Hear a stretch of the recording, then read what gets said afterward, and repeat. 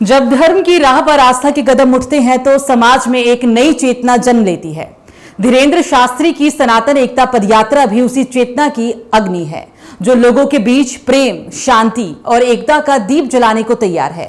फरीदाबाद एक बार फिर एक बड़े धार्मिक आयोजन का गवाह बनने जा रहा है। बागेश्वर धाम के प्रमुख धीरेन्द्र कृष्ण शास्त्री की सनातन एकता पदयात्रा 8 नवंबर से शुरू होकर 10 नवंबर तक फरीदाबाद से गुजरेगी। 3 दिन तक चलने वाले इस यात्रा में भारी संख्या में श्रद्धालुओं के पहुंचने की संभावना है। यात्रा का मकसद हिंदू समाज को एकजुट करना और सनातन धर्म की भावना को जन जन तक पहुंचाना बताया जा रहा है। दिल्ली के छतरपुर इलाके में आस्था का सैलाब उमड़ने को तैयार है। बागेश्वर धाम के प्रमुख पंडित धीरेन्द्र कृष्ण शास्त्री 7 नवंबर से सनातन एकता पदयात्रा की शुरुआत करने जा रहे हैं। ये यात्रा छतरपुर के प्रसिद्ध कात्यायनी मंदिर से शुरू होगी, जहां से हजारों श्रद्धालु शंख ध्वनि, भजन और जय श्री राम के नारों के साथ आगे बढ़ेंगे। ये यात्रा आस्था और एकता का संदेश देने के लिए निकाली जा रही है। धीरेन्द्र शास्त्री ने पहले ही कहा है कि सनातन धर्म को जोड़ने, समाज में एकता और प्रेम का संदेश देने के लिए यह पदयात्रा निकाली जा रही है। यात्रा का मार्ग दिल्ली से शुरू होकर फरीदाबाद और गुरुग्राम होते हुए आगे बढ़ेगा। 8 नवंबर को यह यात्रा सुमांगरकट के रास्ते हरियाणा में प्रवेश करेगी। श्रद्धालुओं की भारी संख्या को देखते हुए हरियाणा ट्रैफिक पुलिस ने एडवाइजरी भी जारी की है।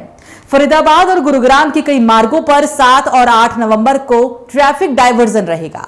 एडवाइजरी के मुताबिक फरीदाबाद गुरुग्राम रोड, बल्लभगढ़ तावड़ू मार्ग और NH 248A पर यात्रा के दौरान वाहन चालकों को वैकल्पिक मार्गों का इस्तेमाल करने की सलाह दी गई है।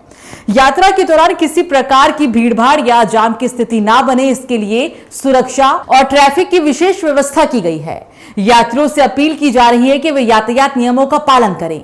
यात्रा में शामिल होने वालों के लिए भी प्रशासन ने पानी, चिकित्सा, ठहराव की व्यवस्था की है। धीरेन्द्र शास्त्री के अनुयायियों की ओर से सेवा शिविर, लंगर और स्वास्थ्य कैंप लगाए जाएंगे। पंडित धीरेन्द्र शास्त्री के देश भर में लाखों अनुयायी है। कहीं वो रामकथा सुनाते हैं तो कहीं धर्म सभा में सनातन एकता का संदेश देते हैं, और यही संदेश इस यात्रा का मूल है। जहां धर्म है वहां एकता है, और जहां एकता है वही शक्ति है। दिल्ली पुलिस और हरियाणा पुलिस दोनों ने इस यात्रा के दौरान सुरक्षा व्यवस्था को सख्त किया है। मार्ग में CCTV निगरानी, ड्रोन सर्विलांस और अतिरिक्त पुलिस बल तैनात रहेगा। कात्यायनी मंदिर से जैसे ही यात्रा निकलेगी, शंखनाद, घंटियों की ध्वनि और जय श्री राम के जयकारे पूरे माहौल को भक्तिमय बना देंगे।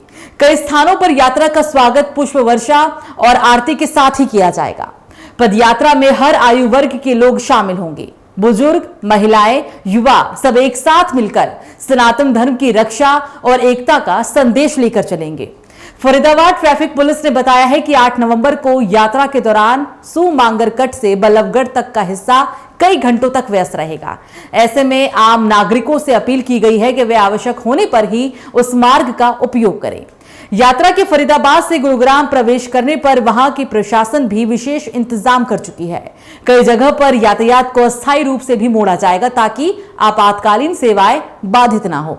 हरियाणा पुलिस का कहना है कि यात्रा को लेकर पूरा नियंत्रण रूम एक्टिव रहेगा और सोशल मीडिया मॉनिटरिंग भी की जा रही है, ताकि कोई अफवाह ना फैले। धीरेन्द्र शास्त्री की सनातन एकता पदयात्रा का उद्देश्य केवल धार्मिक नहीं बल्कि सामाजिक भी है। देश में सनातन संस्कृति, सहिष्णुता और समरसता का संदेश फैलाना।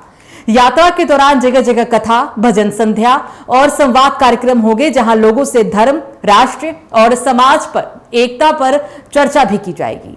फरीदाबाद और गुरुग्राम प्रशासन के मुताबिक यात्रा के दौरान 2000 से भी अधिक पुलिसकर्मी, 300 स्वयंसेवक और सैकड़ों वाहन की निगरानी टीम तैनात रहेगी।